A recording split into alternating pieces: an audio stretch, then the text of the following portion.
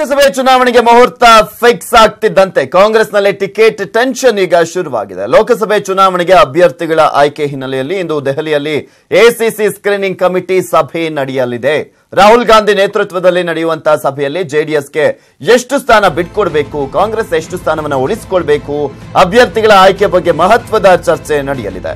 ಮಧ್ಯಾಹ್ನ 12ಕ್ಕೆ Congress war room ನಲ್ಲಿ ಸಭೆ ನಡೆಯಲಿದ್ದು ಸಿದ್ದರಾಮಯ್ಯ, ದಿನೇಶ್ ಗುಂಡೂರಾವ್, ಈಶ್ವರ್ ಖಂಡ್ರೆ, ಮಲ್ಲಿಕಾರ್ಜುನ ಖರ್ಗೆ, ಕೆಸಿ ವೇಣುಗೋಪಾಲ್ ಭಾಗಿಯಾಗಲಿದ್ದಾರೆ. ಈ ಒಂದು ಸ್ಕ್ರೀನಿಂಗ್ ಕಮಿಟಿ ಸಭೆಯಲ್ಲಿ ಈ ಒಂದು ಸ್ಕ್ರೀನಿಂಗ್ ಕಮಿಟಿ ಸಭೆಯಲ್ಲಿ ಪ್ರಮುಖವಾಗಿ ಎಷ್ಟು ಕ್ಷೇತ್ರಗಳನ್ನ ಕಾಂಗ್ರೆಸ್ ಇಟ್ಕೊಬೇಕು, ಎಷ್ಟು ಕ್ಷೇತ್ರಗಳನ್ನ, ಯಾವ ಕ್ಷೇತ್ರವನ್ನ ಜೆಡಿಎಸ್ಗೆ ಬಿಟ್ಕೊಡ್ಬೇಕು, ಯಾರು ಅಭ್ಯರ್ಥಿ ಆಗಬೇಕು, ಬಿಜೆಪಿಯನ್ನ ಸೋಲಿಸುವ ನಿಟ್ಟಿನಲ್ಲಿ ಏನ್ ಮಾಡಬೇಕು, ರಾಜ್ಯದಲ್ಲಿ ಎಷ್ಟು ಸೀಟ್ಗಳನ್ನ, ಅತಿ ಹೆಚ್ಚು ಸೀಟ್ಗಳನ್ನ ಗೆಲ್ಲುವ ನಿಟ್ಟಿನಲ್ಲಿ ಕಾಂಗ್ರೆಸ್ ರಣತಂತ್ರವನ್ನ ಯಾವ ರೀತಿಯಾಗಿ ಹೆಣಿಬೇಕು, ಇದೆಲ್ಲದರ ಬಗ್ಗೆನೂ ಕೂಡ ಇವತ್ತಿನ ಸ್ಕ್ರೀನಿಂಗ್ ಕಮಿಟಿ ಸಭೆಯಲ್ಲಿ ಚರ್ಚೆ ಆಗಲಿದೆ.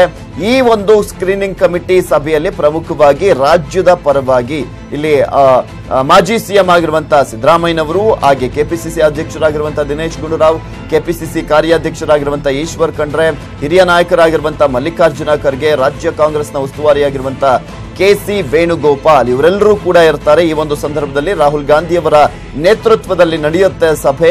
ಆಗ ಪ್ರತಿಯೊಂದರ ಬಗ್ಗೆ ಕೂಡ ಮಾಹಿತಿಯನ್ನು ನೀಡ್ತಾರೆ.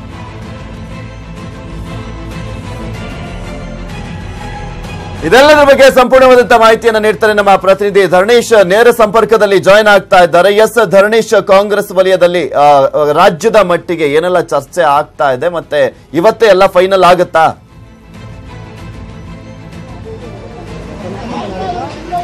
ಪೃಥ್ವಿರಾಜ್, ಇವತ್ತು ಕಾಂಗ್ರೆಸ್ನ ಮಹತ್ವದ ಸಭೆ ದೆಹಲಿಯ ಕಾಂಗ್ರೆಸ್ ವಾರ್ ರೂಮ್ ನಲ್ಲಿ ನಡೆಯುತ್ತೆ.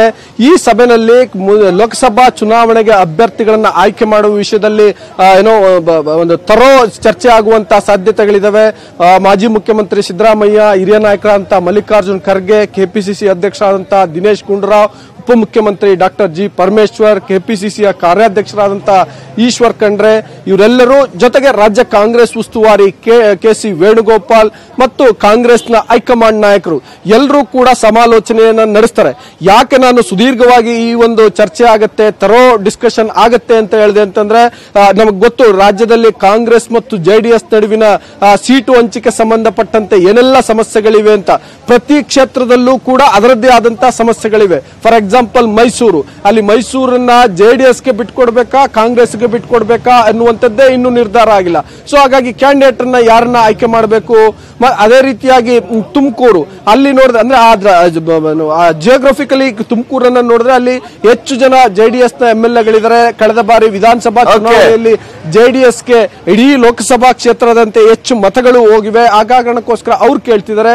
ಹೀಗೆ ಪ್ರತಿ ಕ್ಷೇತ್ರದಲ್ಲೂ ಬೇರೆ ಬೇರೆ ರೀತಿ ಸಮಸ್ಯೆ ಇರೋದ್ರಿಂದ ಸುದೀರ್ಘವಾದಂತಹ ಒಂದು ಚರ್ಚೆಯನ್ನ ಮಾಡಿ ಅಂತಿಮ ನಿರ್ಧಾರವನ್ನ ಮಾಡಿ ಆ ಪಟ್ಟಿಯನ್ನ ಮಾಡಿ ಆ ಪಟ್ಟಿಯನ್ನ ಕೇಂದ್ರ ಚುನಾವಣಾ ಸಮಿತಿ ಅಂದ್ರೆ ಕಾಂಗ್ರೆಸ್ ಪಕ್ಷದ ಟಿಕೆಟ್ ಅಭ್ಯರ್ಥಿಗಳನ್ನ ಅಂತಿಮವಾಗಿ ಫೈನಲ್ ಮಾಡುವಂತಹ ಚುನಾವಣಾ ಸಮಿತಿಗೆ ಇವತ್ತು ಕಳಿಸಿಕೊಡಲಾಗುತ್ತೆ. Prithviraj, okay, thank you Dharanesh ನಿಮ್ಮೆಲ್ಲ ಡೀಟೇಲ್ಸ್ಗಾಗಿ.